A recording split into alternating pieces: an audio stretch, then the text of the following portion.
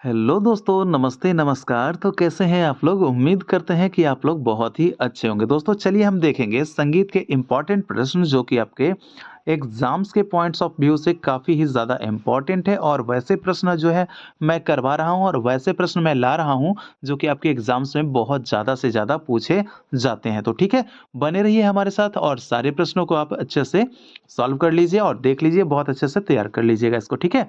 चलिए हम चलते हैं अपने पहले प्रश्न की तरफ, लेकिन उससे पहले दोस्तों आप लोगों से कहना चाहेंगे कि अगर आप लोग चैनल पे नए हैं या पुराने हैं, सब्सक्राइब नहीं किए हैं मेरे भाइयों एवं बहनों कोई भी, तो सब्सक्राइब कर लीजिए और जुड़ जाइए हमारे साथ, क्योंकि रेगुलर आप लोग के लिए जो क्लास चल रहा है आपके एग्जाम्स ऑफ पॉइंट के व्यू से काफ़ी ही महत्वपूर्ण क्लास पर डे चल रही है, तो इसलिए हमारे साथ आप लोग जुड़कर तैयारी करते रहिए, ठीक है? चलिए प्रश्न हम देखेंगे, पहला नंबर यहाँ पे है। प्रश्न है हमारा क्या कि संगीता उपयोगी, ठीक है, संगीता उपयोगी नाद जो कानों को स्पष्ट सुनाई दे वह क्या कहलाती है? दोस्तों क्या कहलाएगी? क्या ग्राम, श्रुति या मूर्छना? तो इसका जवाब जो हो जाएगा ये क्या होगा? देखिए संगीत के लिए जो उपयोगी हो, संगीत के लिए जो उपयोगी हो क्या हो? वह नाद हो जो कानों को क्या लगे? स्पष्ट सुनाई दे, वह क्या कहलाती है? तो दोस्तों जवाब देना है इसका। इसका जवाब क्या हो जाएगा? इसका जवाब हो जाएगा आपका ऑप्शन नंबर बी हो जाएगा श्रुति, ठीक है? उसको श्रुति कहते हैं। देखिए इसका एक परिभाषा श्रुति के बारे में बताया गया था कि जो कानों से सुनाई दे वो श्रुति कहते हैं। भैया देखिए बहुत सारी ध्वनियाँ हैं जो कि आपको सुना, बहुत सारे नाद हैं जो कि आपको सुनाई देते हैं, लेकिन सभी नाद जो है वो संगीतोपयोगी तो नहीं होते हैं ना? नहीं होते ना? तो बस उसी प्रकार से जो है यहाँ पे संगीतोपयोगी नाद जो कानों को स्पष्ट सुनाई दे उसे श्रुति कहते हैं, याद रखिएगा। आगे देखेंगे दूसरा नंबर प्रश्न है, भारतीय संगीत में शुद्ध और विकृत स्वरों की कुल संख्या कितनी है? भारतीय संगीत यानी इंडियन म्यूजिक में जो हम बात करेंगे तो यहाँ पे जो शुद्ध और विकृत स्वरों की अगर हम बात करें तो शुद्ध स्वर हमारे 7 होते हैं और विकृत कितने होते हैं? 5 होते हैं, ठीक है? विकृत 5। पहले क्या किया गया था? हमारे जो संगीतज्ञ जो थे, जो विद्वान थे, वो क्या करते थे? वो पहले 7 ही स्वर को चुना, जैसे कि आपको पता होगा कि नाद, नाद से बना क्या? नाद से बना श्रुति और श्रुति से बना स्वर, ठीक है? ये चीज़ तो आपको पता होगा क्योंकि मैं बहुत बार बताया हूँ। तो नाद से श्रुति, तो नाद जो है असंख्य नाद है भैया, असंख्य नाद है। तो असंख्य नादों में से 22 नाद को चुन लिया और 22 नाद को क्या नाम दिया? श्रुति नाम दिया, ठीक है ना भाई? अब इसी में से क्या किए कि हमारे जो विद्वान थे 22 में से 7 स्वर को चुन लिए, उसको क्या बोले? संगीत के लिए वो क्या बोले? 7 को इसमें से चुन लिए, उसको नाम दे दिए वो स्वर। लेकिन 7 से ही उनका जो है वो उनके लिए काफ़ी मुश्किल हुआ, 7 से वो नहीं कर पा रहे थे, तो इसके लिए उसके बाद फिर क्या किया? 5 स्वर को और चुन लिया इसी 22 में से, जिसको कि क्या नाम दे दिया गया? विकृत स्वर, तो जो कि वो 5 है। तो इसी प्रकार से हमारे फिर संगीत में कितने स्वर बने? उसके बाद फिर हमारे संगीत में कुल 12 स्वर बने, ठीक है? चलिए आगे देखेंगे, तीसरा नंबर का प्रश्न है कि आधुनिक काल में श्रुति अपनी खाली स्थान श्रुति पर स्थापित किए जाते हैं। तो भाई देखिए पहले जो आपकी जो 22 श्रुतियाँ थी 1, 2, 3, 4, 5, 6, 7, 8, 9 इस तरह से 22 थे ना? तो पहले क्या था पहले जो प्राचीन काल में, तो प्राचीन काल में जो था ये सा की जैसे 4 श्रुतियाँ होती थी। तो ये वाला एक तो ये है 1, 2, 3, 4, तो यहाँ तक की जो ये श्रुतियाँ होती थी ना भाई, यहाँ तक की, तो ये जो आपका ये जो है यही कहा जाता है 4 श्रुतियाँ हो गई सा की, तो अंतिम श्रुति पर इसको स्थापित किया जाता था। लेकिन अभी क्या है आधुनिक में सा को यहाँ पे बैठाया जाता है क्योंकि ये इसकी पहली श्रुति होती है, ठीक है? ये पहली श्रुति होती है आधुनिक वाली, ये आधुनिक है, ये आधुनिक। लेकिन प्राचीन काल में अंतिम श्रुति पर स्थापित किए जाते थे, यही पूछ रहा है। लेकिन अभी क्या पूछ रहा है? आधुनिक में, तो आधुनिक में सा हमारा पहला पे है और 4 तक तो इसी का है क्योंकि सा की 4 श्रुति है, तो यहाँ तक इसका हो जाएगा। रे को कहाँ पे बैठाया जाता है? रे को आधुनिक में 5वां नंबर पे, ठीक है? समझ पाए क्यों बैठाया जाता है इसको? चलिए तो अब जवाब दीजिए यहाँ पे। तो आधुनिक काल में श्रुति अपनी किस श्रुति पर स्थापित किए जाते हैं? तो भैया आधुनिक की बात है ना, तो जवाब हो जाएगा ऑप्शन नंबर बी, पहली श्रुति पे स्थापित किए जाते हैं। जैसा कि बताया 1, 2, 3, 4 ये आपके सा की श्रुति है और सा को यहाँ स्थापित किया जाता है। दूसरे में रे का क्या होता है? तो रे का कितना होता है आपको बताना है। तो रे का होता है 3 श्रुति, ठीक है? ये आपके 3 होते हैं तो 4, 3, ठीक है? तो रे का 3, तो मान लीजिए कि यहाँ पे 5 है, 6 है और 7 है। तो पहले प्राचीन समय में 7 पे रे को रखा जाता था, लेकिन आज के समय में आपके कहाँ पे 5 पे रे को रखा जाता है, ये आधुनिक में, तो यही चीज डिफरेंस है, ये चीज आप लोग को देखना पड़ेगा, ठीक है, कि कहाँ पे कौन सा है। चलिए आगे देखेंगे, अगला प्रश्न हमारा चौथा नंबर का, संस्थान के नाम से जाना जाता है किसको, क्या मेल को, थाट को या फिर आपके हंगाम को। तो संस्थान किसको कहते हैं, तो संस्थान जो है आपका मेल को भी कहते हैं, थाट तो यहाँ पे है ही, थाट को कहेंगे, हंगाम को नहीं कहेंगे। लेकिन यहाँ पे जो जवाब हमारा बन जाएगा, क्या बनेगा, उपयुक्त में से एक से अधिक, क्योंकि मेल को था, संस्थान को मेल के नाम से भी जानते हैं, थाट के भी नाम से जानते हैं। कभी आपको दे देगा कि थाट को और किस नाम से जानते हैं, तो मेल भी कहते हैं भैया और संस्थान भी कहा जाता है। तो इसी तरह से ठीक जवाब हमारा उपयुक्त में से एक से अधिक। आगे देखेंगे पांचवा नंबर। देखिए दोस्तों, आप लोग जो हैं, आप लोग कहते हैं कि ये पीडीएफ चाहिए आप लोगों को, तो पीडीएफ जो है दोस्तों थोड़ा सा टाइम के अभाव के कारण पीडीएफ मैं नहीं बना पा रहा हूँ, क्योंकि मेरे पास तो भाई वो डिजिटल बोर्ड है नहीं कि मैं आप लोगों के लिए वो उस तरह से रिकॉर्डेड पीडीएफ भी आपको दे पाऊँ। तो दोस्तों क्या करूँ, समय का अभाव होता है और मतलब मान लीजिए एक तरह से कि जो मनी की अभाव है उस कारण मैं डिजिटल बोर्ड भी नहीं ले पा रहा हूँ, और डिजिटल बोर्ड जब तक नहीं लूँगा आप लोग के लिए कैसे क्या कर पाऊँगा। तो दोस्तों आप लोग जो है लिखकर थोड़ा सा मैनेज कीजिएगा और आप लोग देखिएगा इस चीज़ को, ठीक है। तो लिखकर आप लोग भी याद कर लीजिएगा हमारे साथ। चलिए देखिए, देखते चलिए पांचवा नंबर प्रश्न, राग उत्पन्न करने की क्षमता होती है किसमें, क्या मूर्छना, थाट या फिर आपके ग्राम। तो इसका जवाब क्या हो जाएगा, इसका जवाब क्या होगा, किससे, यानी कि राग किससे उत्पन्न किए जाते हैं, राग किससे उत्पन्न होता है, किसमें क्षमता होती है। तो भैया ये आपके जवाब हो जाएगा ऑप्शन नंबर बी, थाट में होता है, ठीक है। आगे देखेंगे छठा नंबर प्रश्न, थाट के लिए प्राचीन ग्रंथों में किस शब्द का प्रयोग किया जाता है, थाट के लिए प्राचीन ग्रंथों में क्या कहा गया था, हम तो जैसा कि अभी आपको बताए वहां पे कि थाट को क्या कहा गया है, मेल भी कहा गया है, संस्थान भी कहा गया है ना। तो प्राचीन ग्रंथ में क्या संस्थान कहा गया था कि मेल कहा गया था, मुकाम थाट मेल क्या कहा गया था, तो इसका जवाब देना है। तो यहाँ पे जो जवाब हो जाएगा ऑप्शन नंबर ए, प्राचीन ग्रंथों में जो है थाट के लिए जो है मेल शब्द का प्रयोग किया जाता था, ठीक है, मेल। आगे देखेंगे अगला प्रश्न हमारा सातवां नंबर का, कि प्रत्येक थाट में क्रमशः कम से कम और अधिक से अधिक कितने स्वरों का प्रयोग होता है। देखिए जब मैंने आपको थाट बताया था, तो मैंने थाट आपको बताया था वहां पर क्या, कि थाट जो है, थाट सदैव क्या होते हैं, सदैव जो है, सदैव क्या होते हैं भैया, सदैव संपूर्ण होते हैं, ठीक है। आपको याद होगा, जो जो देखे होंगे उनको याद होगा। तो थाट सदैव क्या होते हैं, खुद में संपूर्ण होते हैं। थाट जो है, इसमें जो है रंजक की आवश्यकता नहीं होती है, ये राग उत्पन्न करने की क्षमता रखते हैं और इसको गाया बजाया नहीं जाता है थाट को, ठीक है। तो ये जो है, इसमें जो है थाट जो है, प्रत्येक थाट स्वयं में क्या होता है, संपूर्ण होता है, ठीक है, संपूर्ण होता है। तो कम से कम पूछे या अधिक से अधिक पूछे अगर स्वरों की संख्या के बारे में थाट से, तो जवाब हमारा डायरेक्टली आएगा 7 स्वर। थाट में 7 स्वरों का होना अनिवार्य होता है, ठीक है। थाट में 7 स्वर होते हैं, इसका आरोह अवरोह नहीं किया जाता, लेकिन रागों का आरोह अवरोह होता है, ठीक है। चलिए देखेंगे आठवां नंबर प्रश्न है, हिंदुस्तानी संगीत पद्धति में कितने थाट प्रचलित हैं। थाटों की अगर बात कर लेंगे तो थाट क्या 19, 12 या फिर 10। यहाँ जवाब हो जाएगा ऑप्शन नंबर सी हो जाएगा। हिंदुस्तानी संगीत पद्धति में भातखंडे के अनुसार जो है, भातखंडे के अनुसार कितने, 10 थाट जो है आपके प्रचलित में है। अगर वही हम बात करें कर्नाटकी संगीत में, कर्नाटकी संगीत में, तो वहां पे 19 मेलों का प्रचलन माना जाता है, 19 मेल, ठीक है। चलिए आगे देखेंगे अगला प्रश्न 9वां नंबर, राग का वह छोटा से छोटा स्वर समुदाय जिससे किसी राग का बोध होता है वह क्या कहलाता है।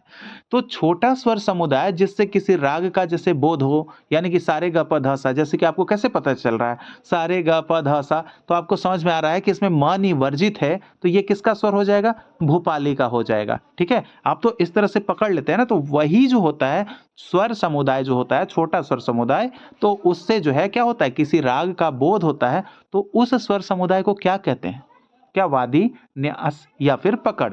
तो जवाब इसका क्या हो जाएगा, जवाब हो जाएगा ऑप्शन नंबर सी मेरे दोस्त। इसको क्या कहेंगे, इसको कहेंगे पकड़, ठीक है। देखेंगे 10वां नंबर प्रश्न है, परे गरे निरेसा किस राग को दर्शाता है। परे गरे निरेसा किस राग को दर्शाता है, क्या बिलावल, कल्याण या फिर आपका मारवा। तो यहाँ जो जवाब हो जाएगा इसका क्या होगा, जवाब यहाँ हो जाएगा आपका कल्याण, ठीक है, कल्याण हो जाएगा। और इसमें क्या होता है, कल्याण में म तीव्र का प्रयोग किया जाता है, ठीक है। देखेंगे अगला प्रश्न हमारा 11 नंबर की, जिस स्वर का हम राग में प्रयोग नहीं करते हैं वह क्या है, वर्ज्य है, वादी है या प्रधान स्वर है। तो इसका जवाब क्या हो जाएगा? देखिए वादी स्वर कहें या प्रधान स्वर कहें या राजा स्वर कहें, बात तीनों की भैया एक ही है, ठीक है? बात तीनों की एक ही है। तो एक आपका बचा कौन जिसका हम प्रयोग नहीं कर रहे हैं, वो क्या हो जाएगा? ऑप्शन नंबर ए इसका जवाब हो जाएगा वर्ज्य स्वर, ठीक है? उसको क्या कहेंगे? उसको कहेंगे वर्ज्य स्वर। आगे देखेंगे 12 नंबर का प्रश्न है, अचल स्वर को और अन्य किस नाम से जानते हैं? क्या प्राकृतिक स्वर होते हैं, संवादी होते हैं या फिर कोमल स्वर होते हैं? तो हम जानते हैं कि कोमल स्वर हमारे यहाँ कितने हैं? 4 हैं। कौन-कौन सा? तो रे, ग, ध, नि।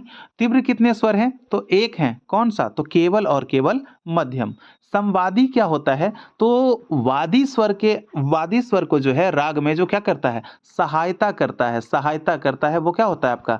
संवादी स्वर होता है, यानी कि दूसरा प्रधान स्वर उसको कह सकते हैं संवादी स्वर को।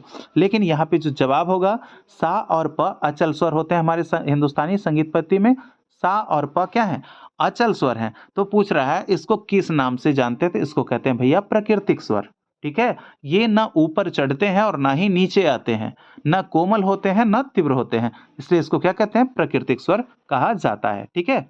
चलिए देखेंगे 13 नंबर प्रश्न है यहाँ पे कि किसी राग में कौन से दो स्वर्ण नहीं भाई स्वर, दो स्वर को एक साथ वर्जित नहीं किया जाता है, ठीक है? किसी राग में कौन से दो स्वर?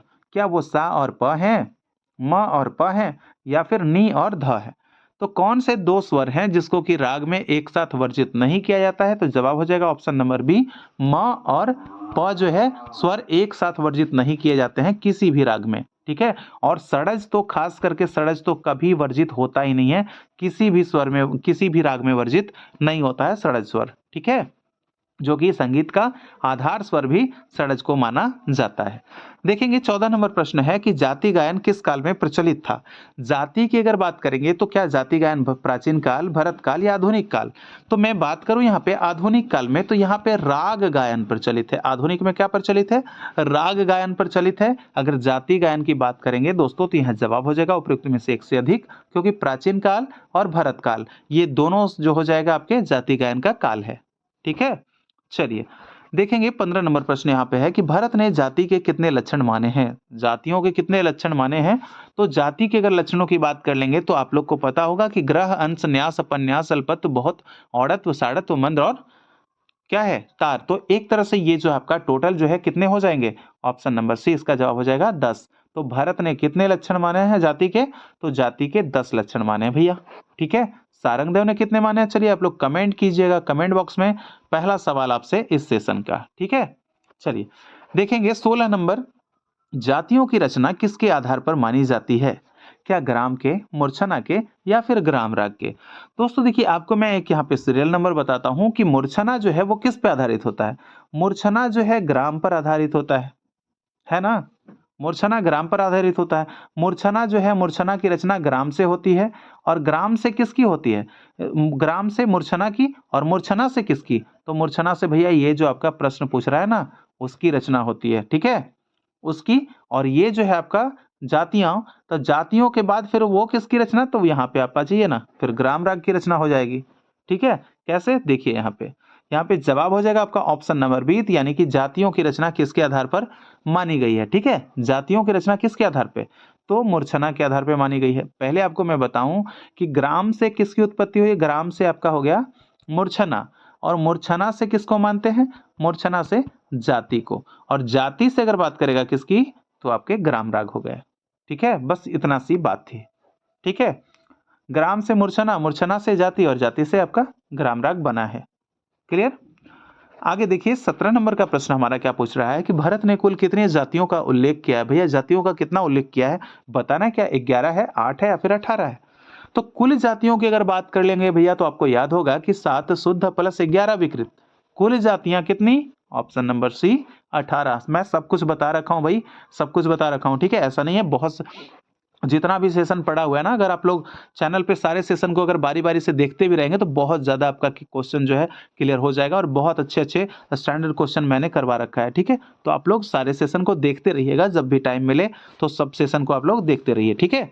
तो यहाँ पे जवाब हो गया हमारा ऑप्शन नंबर सी 18। आगे देखिए अगला प्रश्न है हमारा कि षड्ज ग्राम के शुद्ध जातियों की संख्या कितनी है?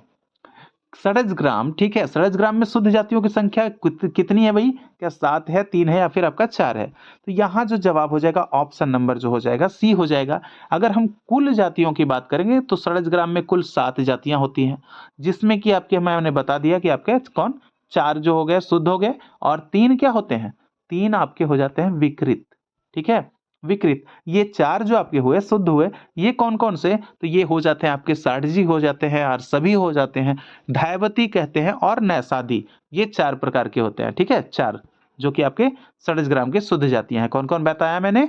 षाढ़जी, आर सभी, धायवती और नैषादी। ठीक है जी, आगे बढ़ते हैं।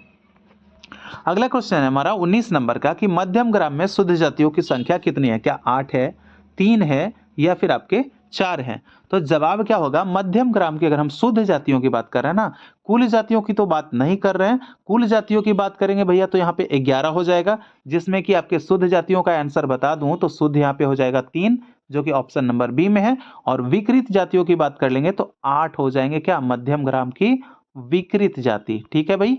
और ये जो 3 आपके जो शुद्ध हैं, इसमें इसको कौन सा कहते हैं? तो इसको कहेंगे आपके कौन सा? गांधारी, मध्यमा और पंचमी। ये 3 जो है आपके शुद्ध जातियां, सॉरी शुद्ध जातियां हैं। किसके? शुद्ध जातियां किसके हैं? मध्यम ग्राम के, गांधारी, मध्यमा और पंचमी। ठीक है, चलिए देखेंगे, आगे देखेंगे। दोस्तों देखिए आज का सेशन आप लोगों को कैसा लगा, ये चीज आप लोग कमेंट करके मुझे जरूर बता दीजिएगा कमेंट बॉक्स में, ताकि आप लोगों के लिए दोस्तों मैं मेहनत करता हूं, आप लोग के लिए प्रयत्न करता हूं, तब तो आप लोग जो है इसमें से कितना सही कर पा रहे हैं, कितना आपका कैसा तैयारी है, जरा मैं भी देखूं। आप लोग अपना लिखिएगा और बताइएगा मुझे, और सेशन के बारे में भी जरूर बताइएगा कि कैसा लगा। देखेंगे इस सेशन का जो है यहाँ पे अंतिम प्रश्न, 2 या 2 से अधिक शुद्ध जातियों के मेल से उत्पन्न होती है। भैया 2 या 2 से अधिक शुद्ध जातियां जब मिलती है तो उससे जो उत्पन्न होती है वो क्या कहलाएगी? विकृत जाति, शुद्ध जाति या प्रकीर्ण जाति? तो दोस्तों यहाँ पे जो जवाब हो जाएगा मेरे भाई लोग, यहाँ पे क्या जवाब हो जाएगा? ऑप्शन नंबर ए, विकृत जाति।